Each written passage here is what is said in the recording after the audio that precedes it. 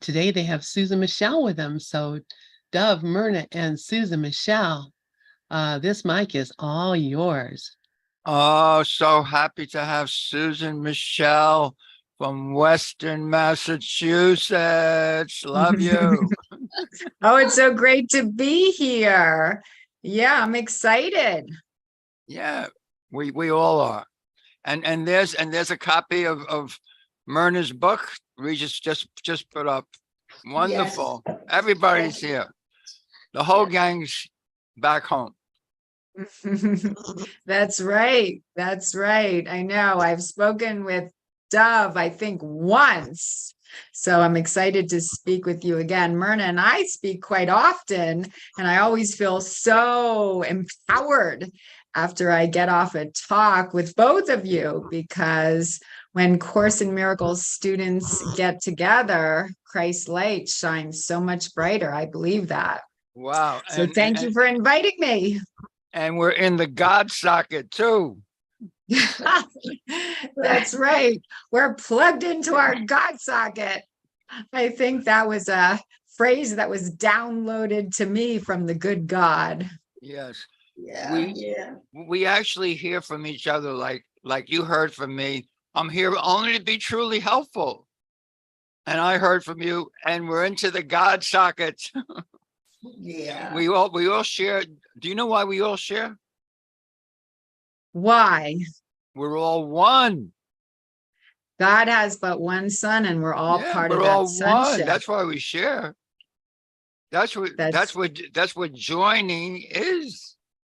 Yeah. I'm delighted that you joined us today, Susan. I, in fact, have Susan's book too. Hey, congratulations. Oh my God. Susan, Oh, yeah. can you repeat the title so everybody hears again? Yes, repeat it. Surrender to Joy, from Suicide to Serenity. And then at the bottom it says, Teaching the Transformational Truth of A Course in Miracles. Oh my God. Thank you so much, Susan. Yeah. So she really manages to combine it all, her despair to truth, to joy, and using the concepts of A Course in Miracles as her savior. And I can absolutely attest to that as well, because this book did that for me as well. My book is Private Lessons with Jesus from A Course in Miracles. And I wanted to know more about what the lessons could speak to me personally about each lesson. Was spoken to me, and I asked Jesus directly to do this. And so in recognition of that year that I worked with Jesus was really awesome. Anyway, we have a really, well, today's lesson number 227. We work on the lessons when Dove and I do this. I'm going to put it in the chat. Yes. This is my holy instant of release. Yes. Do you want to talk about that a little bit, or do you want me to start? Well, I'm going to give. I always give Ken Wapnick's commentary on all these things, and once I give the commentary, you can give your commentary as well. So I'm going to post Ken Wapnick's commentary both here and at ACIM Gather, so everybody can actually read it together. Okay, this is what Ken says about today's lesson. The chains of illusion dissolve in the Holy Spirit's gentle love, and we are free, F-R-E-E, we are free as we happily choose truth's reflection of forgiveness and shared interests. So there's the sharing. We share the same interests because we are one. That's the holy instant of release. Choosing the atonement over the belief in separation. Instead of the ego's ugly shadow of guilt and hate and separate interest, my God, that's what makes this world the way it looks. But the truth is, there is no world. We never left God. We never left home. This is home now. Over to you, Myrna. Yeah, 227. This is my holy instant of release. And this is a powerful affirmation because it's telling me that I can be released at any time, at any given time. I have to choose the instant. The instant can be now, could be tomorrow, could be 10 years from now, 1,000 years from now. But we're given that option to save time and to do it now. And what does that mean? That means that to be released, that means, we have to release the self, the small self, the ego self, and recognize that we don't need to live in competing kingdoms anymore. The kingdom of the ego, the kingdom of God. And that's what we're constantly struggling with, because we don't really hear the God socket, the God self plugged into the God socket. I love that phrase that Susan coined. And when I'm not plugged in, then I'm plugged out. And it's so much more inspirational and to be plugged in, because then we begin to see the release from fear. And it's a matter of just shifting the brain state and working at it from fear to love. It's aligning with our innate goodness, which is God, which is all powerful, which is all consuming.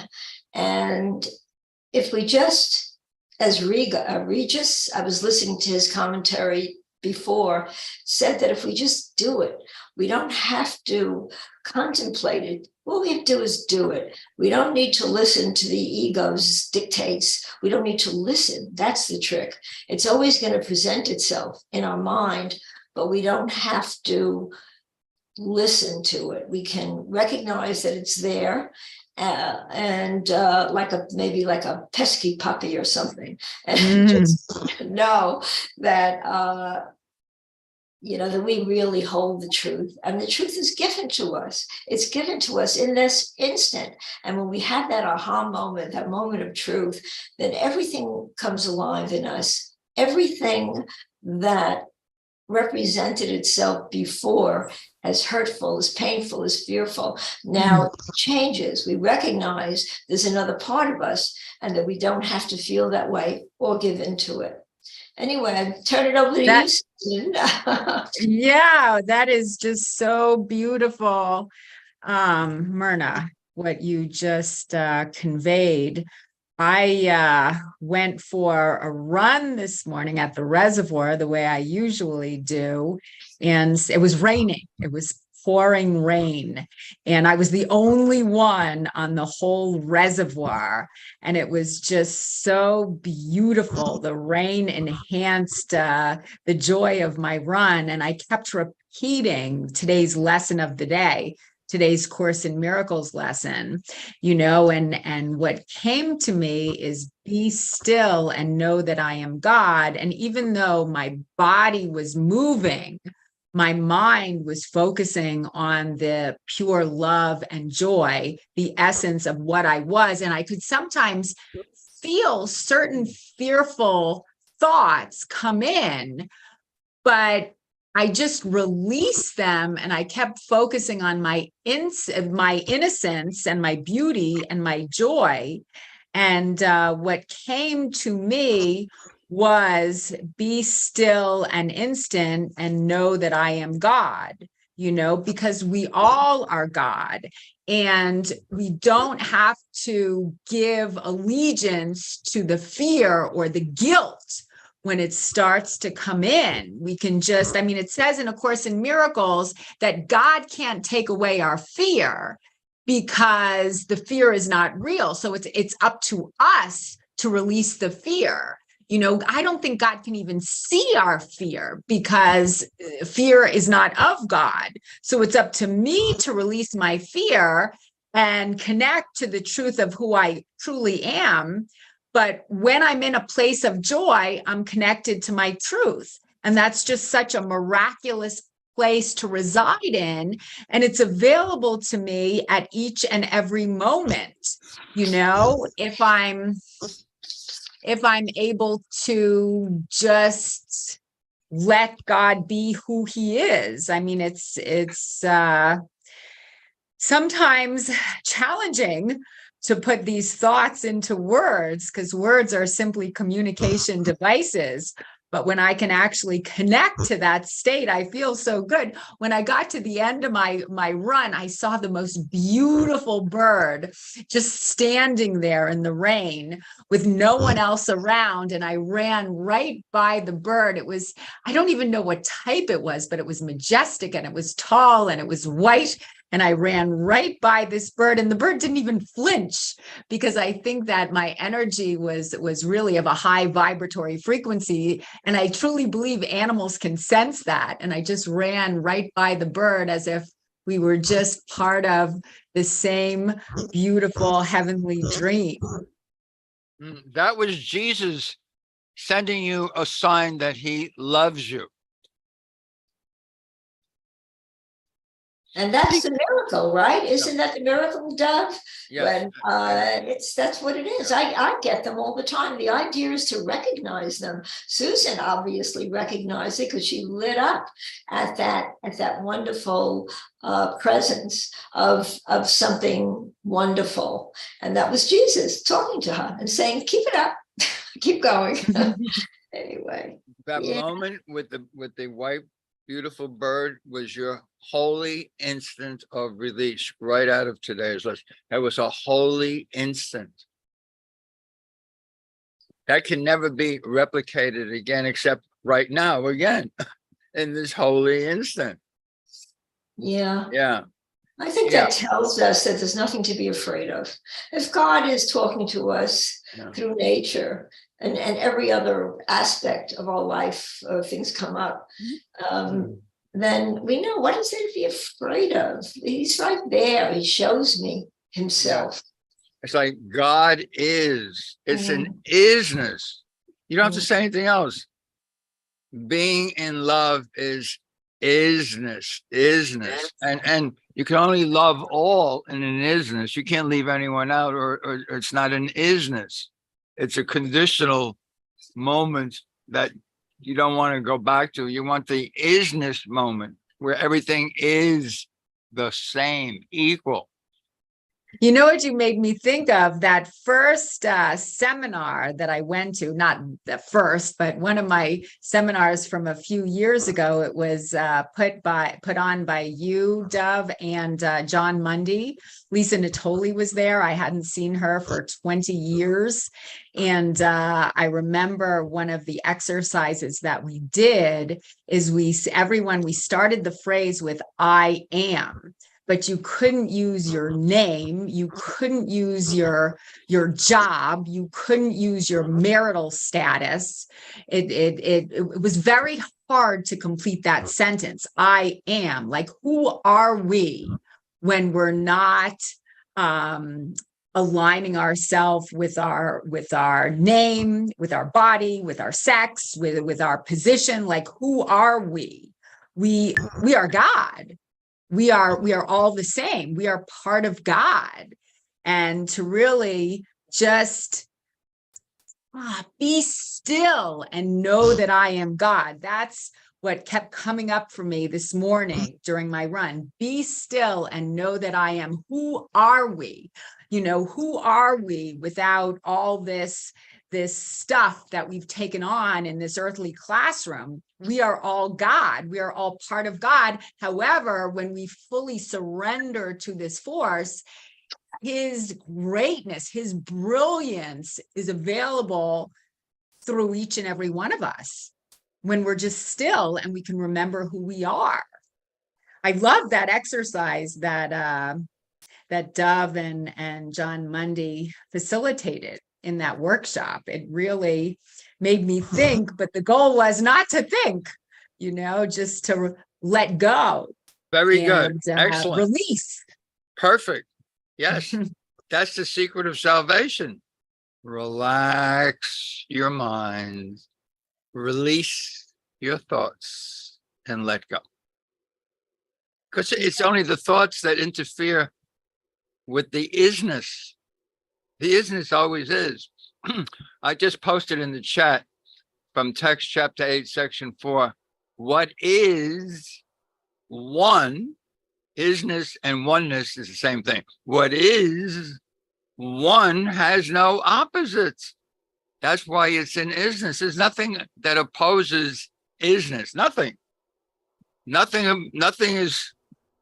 opposes oneness. There is no two-ness. There's only oneness. It has no opposite. And here So when he we're says, when we're thinking negatively, what's happening, Dove, you tell me if this is clear, we're not actually thinking. We're hallucinating. Because the truth is true, and what isn't true is not really happening. If it's negative, it's an illusion. There is no ego. So if we're not aligning our thoughts with that of our creator, we're not thinking. We're hallucinating. yeah, it's called stinking thinking. Thinking.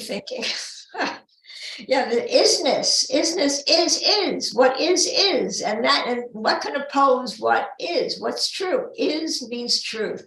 Yeah. And I think that phrase was started at est, wasn't it? It is what it is, or something to that effect.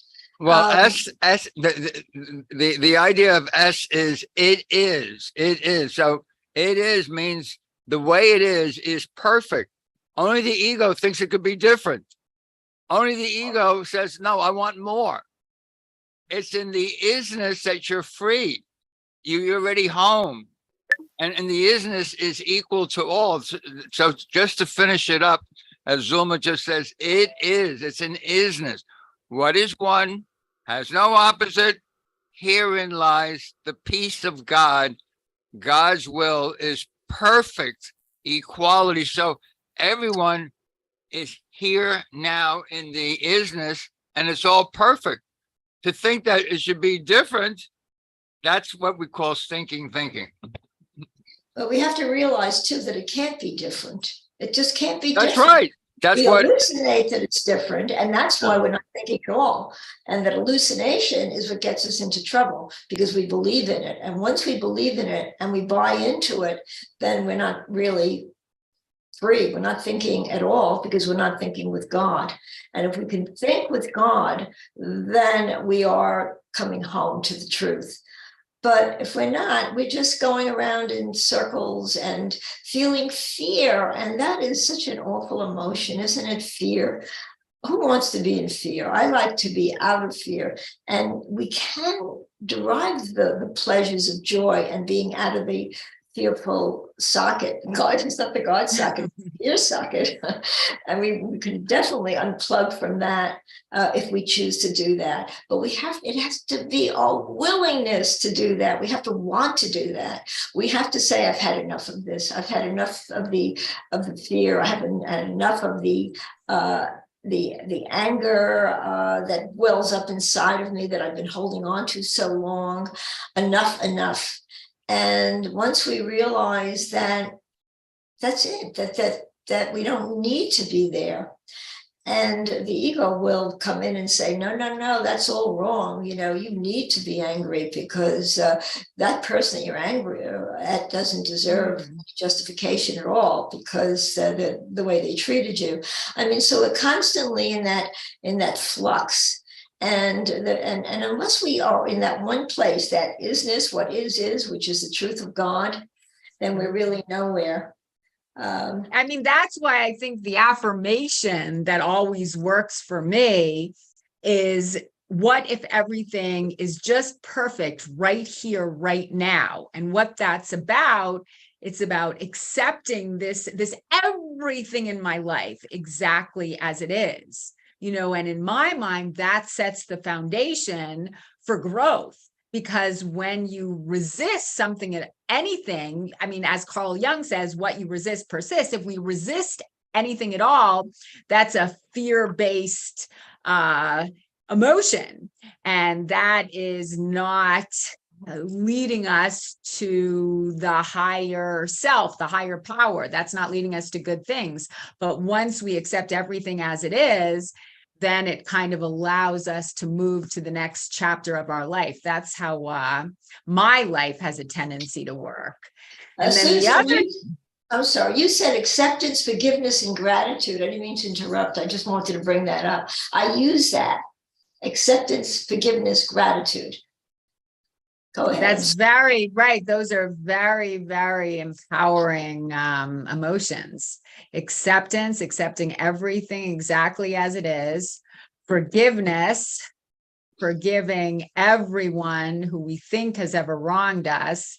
And that sets the stage for gratitude, to be grateful for everything in our life exactly as it is.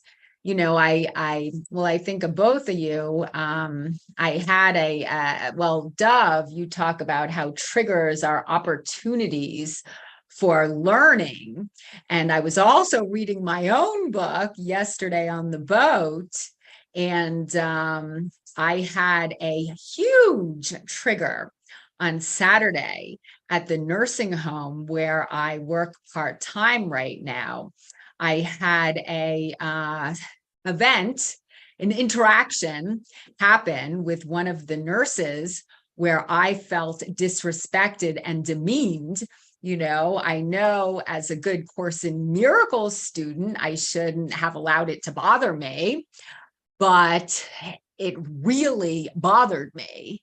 And I ended up trying my best to communicate to this particular nurse how I felt like she was disrespecting me. And what her and her colleagues proceeded to do is blame the whole incident on me. You know, and I don't want to go into details about what happened, but it was a core trigger. It affected me so deeply that I started to tremble.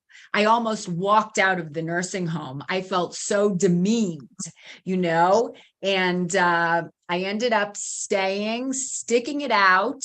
That night, as I prayed, I sent this particular nurse love, and I know she is my teacher. She had triggered something deep in my unconscious mind, you know, that has to do with how my father treated me as a child, that needed to come up for healing purposes.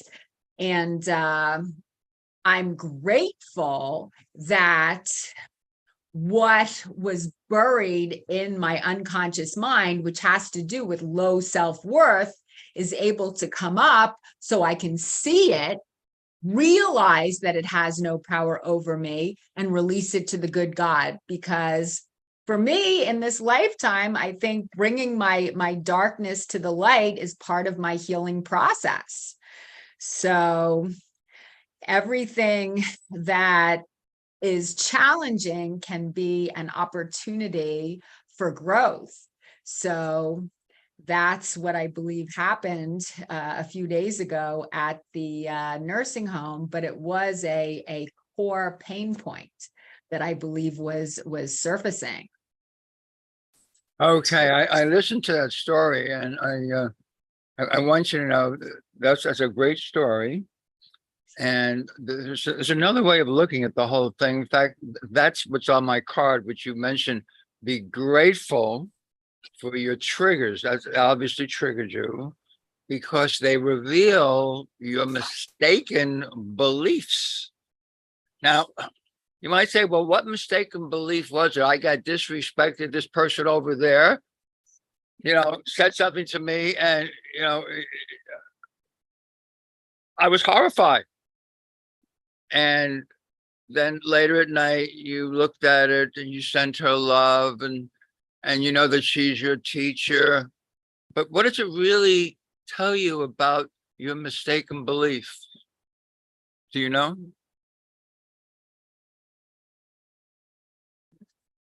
What does it really tell me about my mistaken belief? Well, it's my mistaken belief is simply a mistake. It's not true, because I am peace, love, joy, and happiness. So her projection had nothing to do with me. Okay. Why don't we just stop there and take another look at it? So if something happened, for sure, you know, I'm on this battleground. There's somebody over there. I'm over here. Her head nurse was over there, saw the whole thing, then blamed you. So you're at war. You're at war. And if you go to our Monday night forgiveness thing, we're actually on chapter 23, the war I wage against myself. And we're all on a battleground. I mean, the battleground is not out there. It's not there. The battleground is right, as Risha says, it's right here. We're at war with ourselves. So if I can just go a level deeper, so we can drill down to the root. So the same belief that we all have in this world, if you're in this world as a body, we all identify as a body. And Jesus tells us 23 times, not once, not twice, not 3 times, 23 times, I am not a body. I am still. I am free. I am as God created me. What? Well, what does that got to do with my misunderstanding, my belief in what doesn't really exist? Well, because I see myself as a person over here, and she's a person over there. That's called time and space. And I said something, and she said something, and I said something back, and she said something. That's the war. There is no time and space. We are one. We are one. It's in the oneness. It's in the oneness that you are released. There's no one out there to send love to. You're loving yourself when you remember that I and the Father are one. My Father created me. I never left. That's choosing the atonement for yourself. You can't choose the atonement and be a body. It's impossible. Being a body is a sin. And the wages of sin, not only are death, but you gotta punish yourself for the guilt. She's so guilty. No, it's my own guilt I'm talking about. Is that helpful, Susan? I don't know. It is. It is. It's very deep because she and I are one. And Yeah. it's a challenging situation. There's no she. There's no she. I think that the whole lesson really to be learned, perhaps, and I try to learn that all the time, is not even to get involved in any kind of an altercation, to not even to feel triggered. We talk about our triggers, but the ego is the trigger. That's really what does it. And as long as the ego can trigger us even just a little bit, then it's gained exactly what it's looking for. Because, excuse me. By the way, Zulma has her hand up if we want. Yes. Zulma, go ahead. Thank you. I was appreciating Susan's story. I was appreciating your story, Susan, especially when you said, and as a good Course in Miracles student, I shouldn't have blah, blah, blah. And I'm always talking about the whole shoulding thing. That's the problem, that when we think we're an ego, when we think we are an ego because we are not, or when we think that an ego is a real thing and it is not, that's when we should on ourselves. And then later on, though, you said, but later on, you went home and you prayed. Now that sounded more like, quote, quote, a good Course in Miracles student, because you realized, I'm not feeling good. This is not feeling good to me, and I need to bring myself down out of this. So I really appreciate that in the first moment when you thought what you should have been, that later on you actually took the time to recognize, wait, this is not, I'm not feeling good about this. This is what I'm feeling. It's not necessarily what is. I can't be demeaned because I'm spirit. I mean, I'm sure all that in your prayer was coming to mind for you. I can't be demeaned. I felt that, but that's fantasy. I'm distorting reality. And that when you did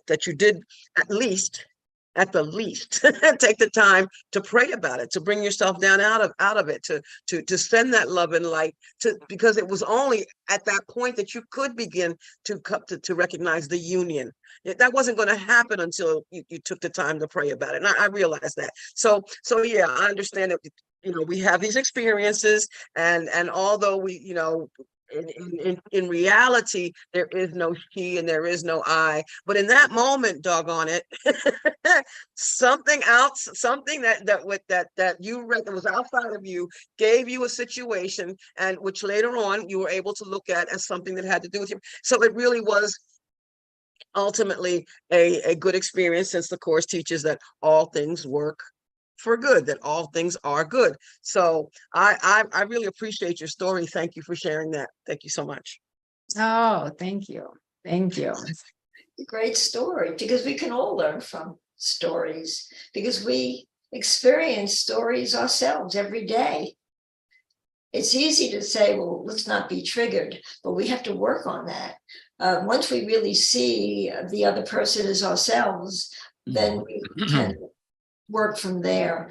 And Zuma's right. You know, you did the next best, or maybe the best thing was to just go into yourself and to realize that this was not going to go on, because this is something you can carry with you overnight, you know, and to the next day, and to the next meeting, the next session, or whatever.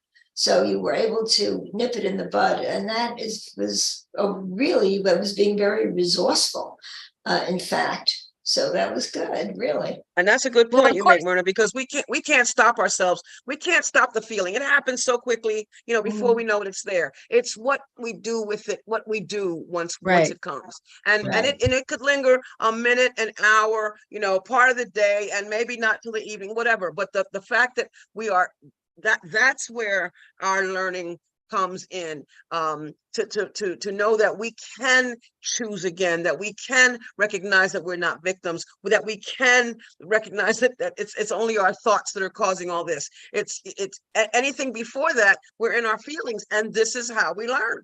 This is how we learn. This is how we bring ourselves back to peace. So I could never say to somebody, you know, well, the best thing to do is not to feel that. You know, I can't. No, I'm going to do the human. The body. This body that I'm in. This communication device. And now and again is going to feel things. It's going to, you know, it's going to see, hear, smell, taste, and feel things. And because that's the case, these things are going to happen. It's what happens. What I do with it after that. What I do. What choices I make that really make the difference. Very well said. That is very well said. I mean, gosh, there's so many thoughts that I have in regards to this, because on one hand, if it's pain, it's an illusion. I know that. But on the other hand, I feel like in this lifetime, part of my healing process, again, has to do with bringing the darkness to the light. Because I can't just intellectualize A Course in Miracles. I have to keep it real. I have to allow myself to feel whatever it is that's blocking God. I mean, A Course in Miracles says that it can't teach us the meaning of love, because that is who and what we are. But what it can do is point out the blocks to love. Once we become aware of the blocks to love, when they show up, we can choose to release them. I mean, I was reading my own book yesterday on the boat. It was my 13th wedding anniversary with my husband, and I started reading my own book again. And I really like it. I really like what I wrote. It's been a few months since I've read it, and I was reading about triggers and how our pain points need to come to the surface. I started chapter 2 with Araya Mountain Dreamers line. I want to know if you can sit with pain, mine or your own, without trying to hide it or fade it or fix it. It's like, is that A Course in Miracles? I don't know, but it's part of this lifetime's journey. I have to allow myself to feel the pain that's buried in my unconscious mind, but only so I can release it. And then in the very next line, it's all about joy. I want to know if you can dance with joy and allow the ecstasy to fill you to the tips of your fingers and toes, without cautioning us to be careful, to be realistic, to remember the limitations of being human. That's Course in Miracles, because God is joy. Go ahead, Dove. All right, thank you.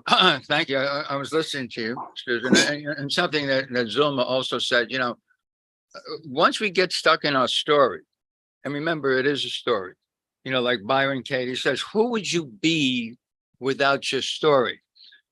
Going back to Werner Erhard and S, the entire idea of S, which is it is, means it couldn't have happened any other way.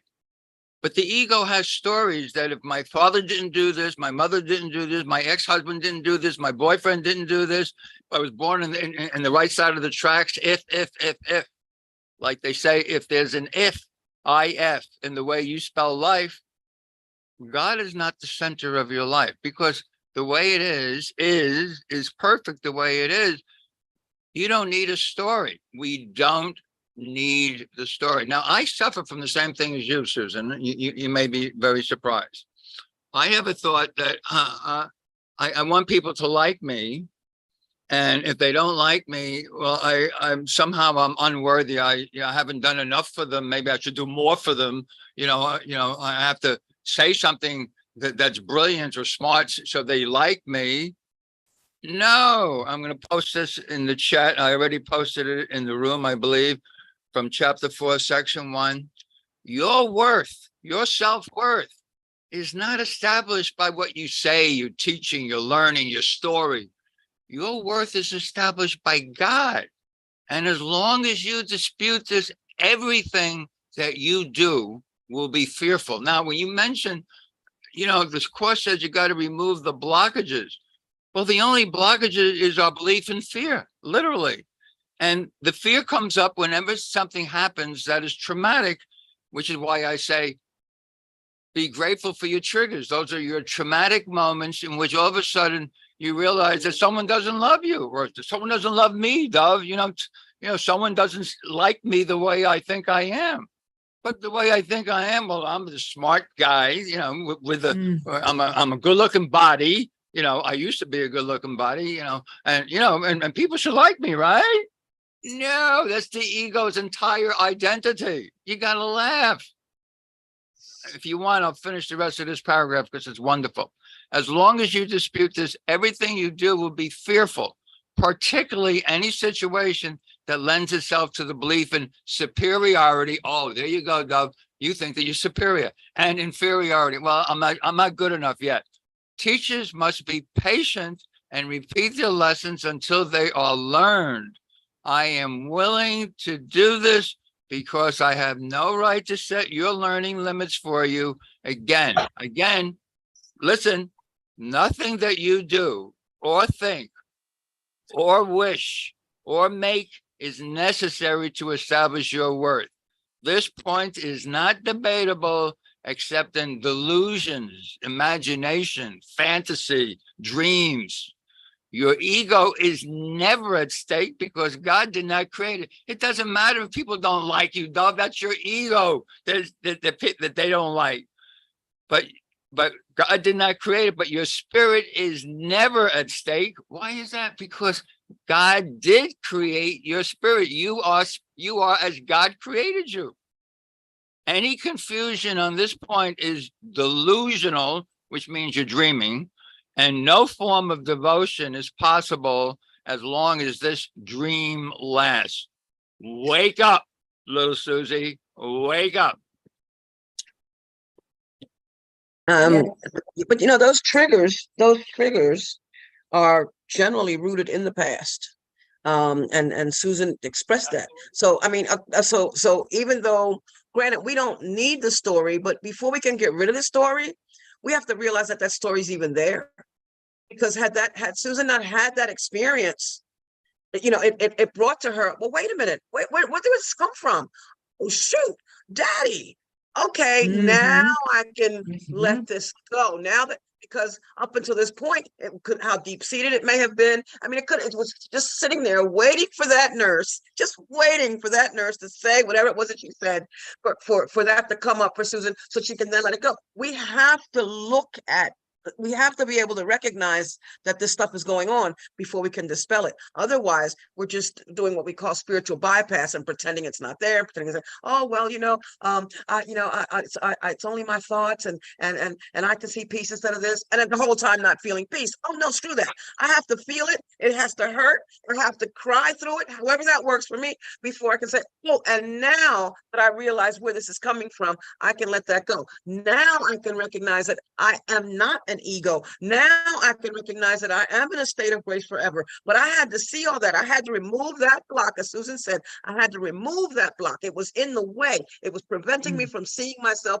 for what I really am. I was seeing myself as a who, as a body, instead of recognizing myself for the what that I am. And once we can do that, not only, all that, we clear that. And then again, we can join. Then I realized it's not me and her. It was not she and I. It was the one of us, and the part of me that was seeing it as separation. We have to look at it, because if we don't, we're just walking around with, holding on to all this stuff. I'm complete.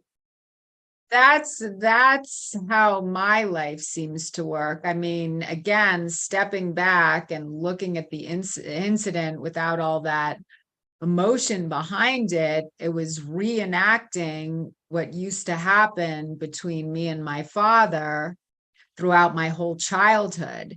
He would say something to me that was very demeaning and disrespectful. And then when I would try to stand up for myself, he would look at me like I was a lunatic, like I was a crazy person. And that's pretty much exactly what happened at the nursing home with that one particular nurse and her colleagues.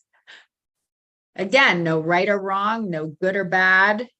It's just, it was a reenactment of an old pain point that had not yet been healed. And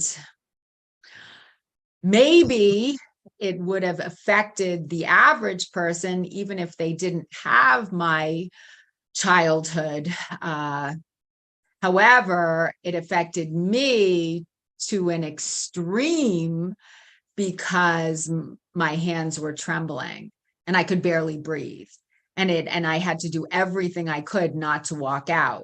So that's really what makes me realize it was an old pain point that needed to be healed. So again, is it real? No, it was negative. It's an illusion. She's my sister. She's a part of me. The external world is only reflecting back to me what is still internal, what is still inside of me. I understand all that, but I like to believe now that it's a part of clearing out the old and releasing the hidden pain in my unconscious mind. Dove? Yeah, okay. I was listening to Zoma, and she picked up on it was, something about your father, and we all heard it, that, this is just a repeat of when I was younger. My father thought there was something wrong with me. He didn't respect me, etc. But that is still not the cause. That is not the cause. If you keep looking back into your story, looking for a cause, you will never find it. Because I'm the dreamer of the dream. I chose to have this as a lesson for me to learn. The fact that my father was the first one that set up the lesson, so I go, oh yeah, that's the same thing as my father. Maybe it's come back up for me to heal. That is not the healing. It will keep coming up for you because that shows that you're at the effect, that you're a victim. My father did it to me, and now she's doing the same thing to me. And well, I'll clear it up by forgiving my father. No, that's not the way it works. You clear it up by recognizing that you're doing this to yourself. That's the secret of salvation, is I'm the dreamer of the dream. I actually chose my father, my physical father, to actually treat me that particular way. So it came up again, so that we're all here in this room right now, streaming on YouTube and saying, no, none of this is real. Not one thing that we're talking about is real. What is real is I came here to heal my mind.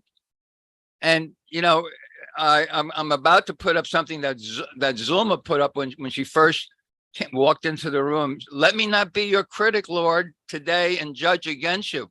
So this is not between me and my physical father. It's not between me and the nurse. This is between me and my heavenly father that keeps me separate, that somehow my father didn't respect me and he didn't create me equally. Huh? No, what God creates is unconditional love. Unconditional love is all are created equal. That's the only way to return home. It's to return your mind to peace, which means to let go of all the stories. But peace has one other condition. You can't get into heaven without the other condition. Equality. And it's not the equality of us here in this room, or you and the nurse, or you or your father. It's the equality of you and your heavenly Father. He is you. You are as God created. You are an extension. You extend it. Everything else is a dream, a projection. That's what dreams are. Projection makes perception. We're making it all up.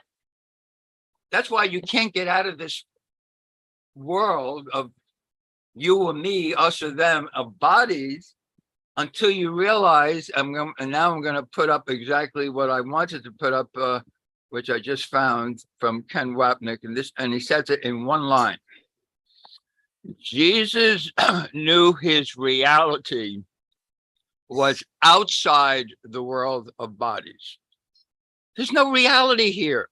None. Zero. Yes. You know, what comes to mind, Susan, is when you and I were working with Jeff Myrna.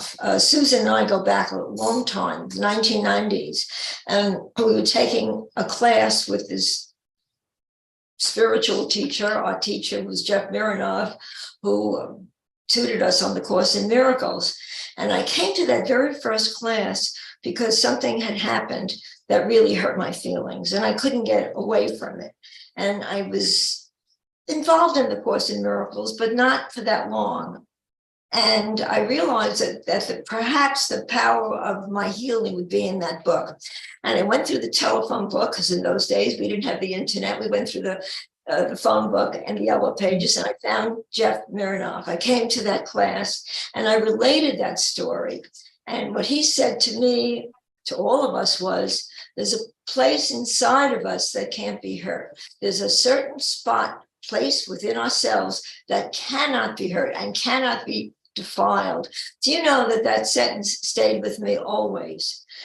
I felt that was such a healing statement for me, because I felt better all of a sudden. And I decided to come to be a part of that group. That was my first time there. And that's when I met you and Lisa Natoli and some of the others that shared that experience in that group with him, those group lessons.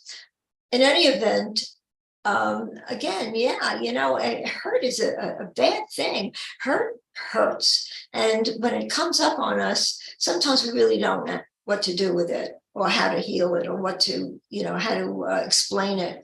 And you know, the idea really is to step away from the pain. I think you also, in our discussion, one of our discussions right here on Zoom, you said we have to own the pain, recognizing that the pain doesn't really belong to anybody but us. We can't blame somebody else for our pain. And once we embody that reality, that it's all about us, it's never about the other person, it's always about us. And that's what the lessons we're given. And maybe that was a necessary lesson for you. Everything that happens, all things are lessons God would have me learn.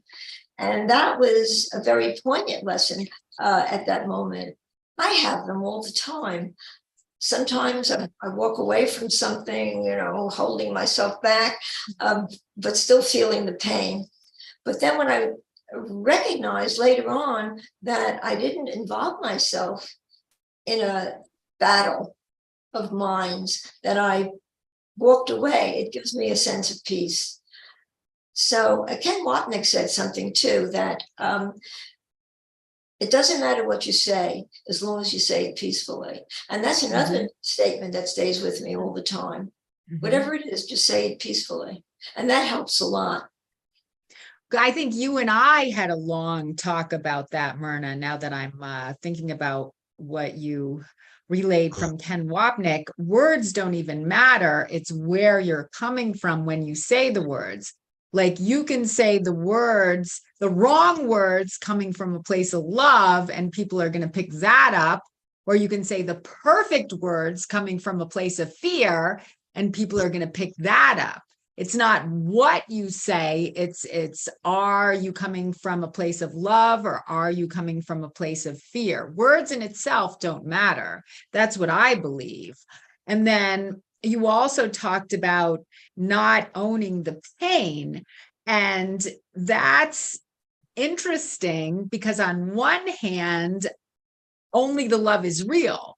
You know, nothing real can be threatened. Nothing unreal exists. Herein lies the peace of God. Only the love is real. So if I'm coming from a place of pain, I'm coming from an illusion, you know. However, I mean, again, it just comes back to my path that I've experienced up to the age of 58 in this lifetime. I've needed to bring the pain points in my unconscious mind to the surface in order to release them.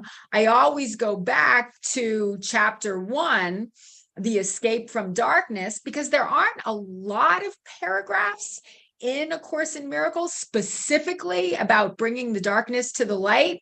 But this one paragraph here says the escape from darkness involves 2 stages. First, the recognition that darkness cannot hide. This step usually entails fear. Second, the recognition that there is nothing you want to hide, even if you could. This step brings escape from fear. When you have become willing to hide nothing, you will not only be willing to enter into communion, but will also understand peace and joy. So that paragraph has always spoken to me, because although the darkness is not real, although there is no pain, before I started therapy, I had a really good intellectual understanding of A Course in Miracles, I believe. But then as I went through therapy, it was about, you know, bringing hidden pain points to the surface, but only so healing could get through. And I could see that they had no power over me. So that was a good lesson, learned well. That was in a very good place to be in after that experience. Yeah. So, you know, it's, again, we just need to understand that there is a place in us that is strictly for healing. And if we go there, we know that it's there. It gives us a lot of comfort to know that there's a place within that is not a place where we can, is not a place that we have to fear. It's a place of truth. And there's no fear in truth. That understanding that if we go there and relate to that, knowing, and everything that everyone said, whether it was Zoom or Dove, myself, you, everything related to the healing aspect of, you know, coming to healing. That's all we're really all looking for. We're looking to heal and not be not feeling the pain, because when we are feeling bad, that means we're stepping away from love, really. To be in pain is to step away from love. And that's where it's at, really. It's all about love. If we're a part of God, a part of the whole aspect, the whole consciousness, all of God, that we are a part of, and that we're in that wonderful place, really, that we were created from, and that we can always go back to. And we never left. It's not even a matter of going back to. Perhaps it's just a matter of understanding that we need to get back there because our mind takes us away from it. So it's saying, okay, ego, all right, yeah, you know, you did your number on me. Now I just want to feel love. And it takes work.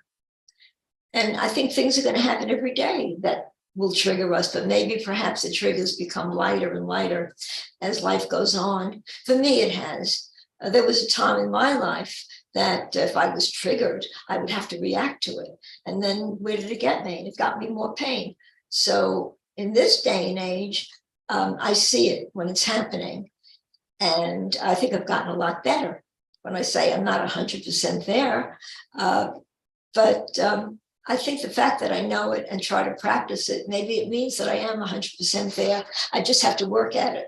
Myrna, you are 100% there. I just want you to know your teaching is superb, and so is yours, Susan. I see Lynn's hand is up, and then Zulma, and then I have my hand up. Go ahead, Lynn. All right. Okay. Thank you so much. Thank you, everyone, for everything you said. This has been so helpful. But most of all, thank you, Susan Michel, because when you were telling your story, I was in tears over here. I have experienced similar things at work, been feeling like that whole where I've had to leave and go walk around, or think, what, how am I going to get out of this? I mean, it's a very, very painful place to be, where you're feeling like you're being rejected when all you're trying to do is be good. And so thank you for your story. And I wanted to share with you that um, we all have these same things happening to us in our lives, and gosh, that's not the last time, probably not the first time. And yes, it is valid to think about, yeah, my father rejected me. That's when I first started recognizing the feeling of being rejected. That's something Dietrich Wolsak does a great workshops on, is, going back and healing, finding where we came up with the idea that I was rejectable, where we came up with the idea that I was not lovable, and how that was reinforced in us throughout our lives, and how every time something like this happened, it reminded us of the lack and the smallness that we were. And so what you said, Susan, it touched my heart, and I'm really, really grateful that you were open to share about this. And I went and looked, and something from the course that I think is helpful in here, I posted in the room. The power of the sons of God is present all the time, because they were created as creators. Their influence on each other is without limit and must be used for their joint salvation. Each one must learn to teach that all forms of rejection are meaningless. The separation, let's see, the separation is the notion of rejection. As long as you teach this, you will believe this. This is not as God thinks, and you must think as he thinks if you are to know him again. So that's what we're here to teach, that rejection and rejectability is not possible. Jesus came here to say, you cannot reject me. You can murder me, you can do anything you want to me, but I am not rejectable. I have the power of the Son of God. I am a co-creator with God. Nothing you can do anything to me to change what I am. And so in that situation, when that pain comes up, when that fear comes up, when that feeling comes up that makes you shake and want to cry, that's the Holy Spirit saying to you, I love you, and you are love. You are here only to be truly helpful. And you are here to represent me who sent you. And you don't have to worry about what to say or what to do, because I'm here with you and I will direct you. You can be content to be here where I wish you to be, because I'm here with you. And you will be healed as I teach you to heal. That is what's happening with you, Susan. And this is just a beautiful way for you to remember this and to remind yourself of this. And, when this kind of thing happens again, which it will, because it does, go there and remember, I'm here only to be truly helpful. Fuck y'all if you don't like it. There you go. That's it. I love those words. It really drives home what we want to get across. Okay. Thank you for letting me share. Thank you. Oh, Lynn, now I have to tell you, Lynn, I love listening to you. You don't know how soothing and healing your voice is. I know Jesus is speaking through you. When I see you, I see Jesus. When I listen to you, and everything that comes through is such a powerful healing experience. I mean, I love listening to you, all of you, really. But this is the first time you've joined in with us here, and I just love that you did, really. And I'm glad you did, because coming from that very place, from that very reading, the fact that we cannot be disrespected, we're saying these things to ourselves. That's where the pain is coming from, that I think that someone is treating me as less than, which is really me saying that I think I'm less than because of something that somebody else said somewhere. In this case, in this case, your father. In this case, my mother. Whatever. Because we all have that story. We all have that story, in some form or another. Because the form is different, the content is the same. But for me, I came to, and the other day somebody said something that kind of woke me up, because I was saying that when someone is saying something disrespectful, I don't look at it. I stopped looking a long time ago, stopped looking at it as them disrespecting me. I looked at it as them having a lack of self-respect. And then Regis, I believe it was Regis that brought, or maybe it was one of them brought up the whole thing about the whole issue of respect anyway. That whole thing goes with the whole self-worth thing, which goes to the whole esteem thing, which the course is already talking about. None of that matters, that whole self-esteem thing, because if we're questioning our esteem, then we're forgetting our true worth. That we're established, as Dove posted earlier, that our worth is established by God. It's not established by what somebody says or what we even say to ourselves. Our worth is already established. So yeah, that what you brought up, Lynn, was perfect, because it's our thinking that we're being disrespected. No, I think I'm being disrespected. So that's saying something about me to me, and I have to take this call. Thanks for letting me share. Yeah, thank you so much, Zoma. I just want to complete with this. First of all, tonight at 7 o'clock for the Finding Your Inner Teacher, please join us at 7 on ACIM Gather Zoom. And the topic is going to be poetry. Bring anything that you've ever wrote, any poetry. I'm going to bring my bio, which happens to be on my website. So I'm going to read from that. And Susan, I want to say to you that your teaching was superb, because I heard you say, it's not the words you use, it's how you say it. If you're coming from love, as Ken Wapnick used to say, if you're coming from love, you could be reading the telephone directory and people hear it. So it doesn't matter the words you say. So thank you so much for saying that. And I'm going to apply it to my own life. Thank you so much, because I know I was meant to hear that. Thank you. And it kind of reminds me of what Regis said yesterday at Zulma's 3 o'clock. She has a 3 o'clock Zoom session on the 50 Miracle Principles, which I always go to, almost always. And Regis was there, and Regis said, when I'm doing the course, it isn't that I understand what the words say. I don't care if I don't understand what the words are saying. I just let all things be. I just let all things be. And in a way, I repeated that, I think this morning or somewhere, and Lynn said, maybe it was yesterday, and Lynn Johnson said, Regis is such a great teacher. He really is. I'm so glad that he's here. And that's the truth. But what makes all of us great teachers, not Regis, not anybody, is the Holy Spirit or Jesus speaking to us and through us. That's the purpose of ACIM Gather. I mean, the only reason Gather is here is like a boot camp to begin to step back and let Spirit speak through you. Lesson 155, let me step back and let him lead the way.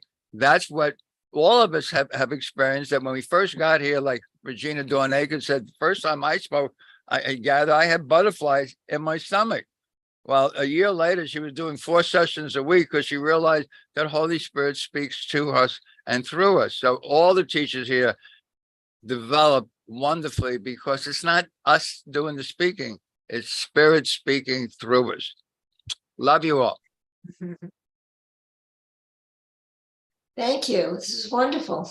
I mean, it was a wonderful session, and I will see you there this evening. Okay.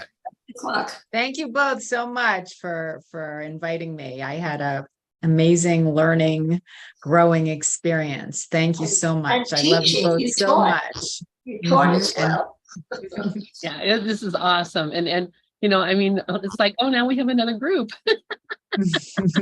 I love our group. Susan, you need to start coming to our groups. If I think I have you on the mailing list, but I'm not sure.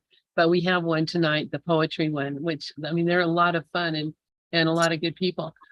Just before we go, I just had this one thing I wanted to read from the course too. And this is the other side of this idea of being rejected. Here, I'll put my camera on. So let's see.